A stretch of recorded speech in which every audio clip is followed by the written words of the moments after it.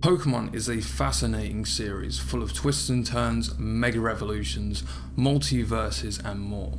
What makes it more interesting though is its mysteries, the things that Game Freak don't tell us, like how they came up with the concept for Toucannon and its beak burning its opponent, to Salazzle's design and why it's only female. These are only a few of the thousands of theories that Pokemon fans have been theorizing about in the Pokemon world. What we aim to do on this series is explain a lot more of Pokemon's secret origins.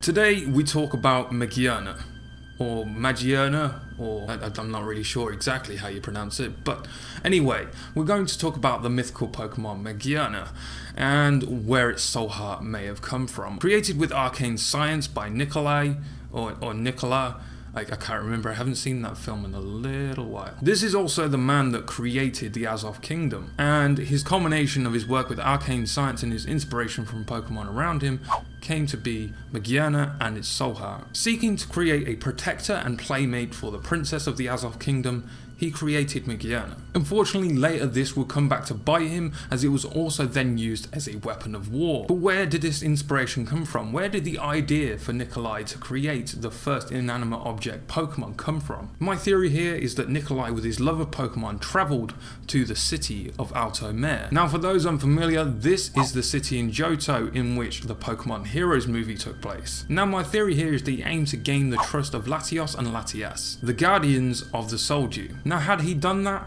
he would gain access to the Souldew, maybe able to touch it, feel that hum, that vibe of life that would be emanating from this Souldew that they protect with their lives. Feeling this vibration, this feeling of life in his hands, he set back to the Azoth Kingdom to create his own. So with this in mind, he set out to create the perfect partner for the princess. Unfortunately, in doing so, this left poor Magearna in the hands of people that could abuse it for its power too. So afraid and wanting to protect Magearna, he hid it away for 500 years in fact. Unfortunately for Magearna, this wasn't long enough, as we found out in the 19th movie. There were still powerful leaders out there wanting to use it for their own gains. With that said, I can see problems with my theory already.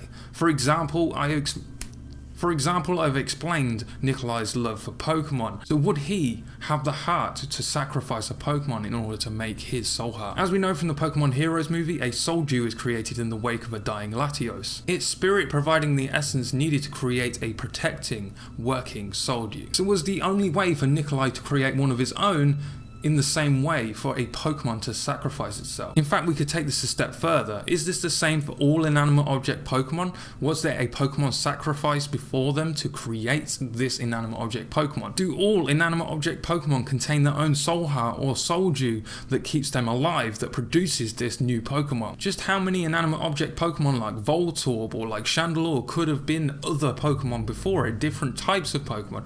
Maybe their previous type affected their current ghost typing. It's certainly interesting to think about, and something that could be expanded on should Magearna be involved in any future anime or movies coming in the series. But now though, this is where I'm going to leave this theory. What do you think? Do you think that all inanimate object Pokemon were born in the wake of a sacrifice of another Pokemon? Or do you think there's another explanation going on here? Let me know in the comments down below. Of course, like always, there'll be a poll in the iCard to let me know who you think I should cover next in this series, so be sure to vote on that. If you enjoyed this video and want to support this channel, a like and a share would be greatly appreciated. If you're not already, why not subscribe so you never miss an upload from my channel? That's it for now. I hope you all have a fantastic day, and I'll see you next time.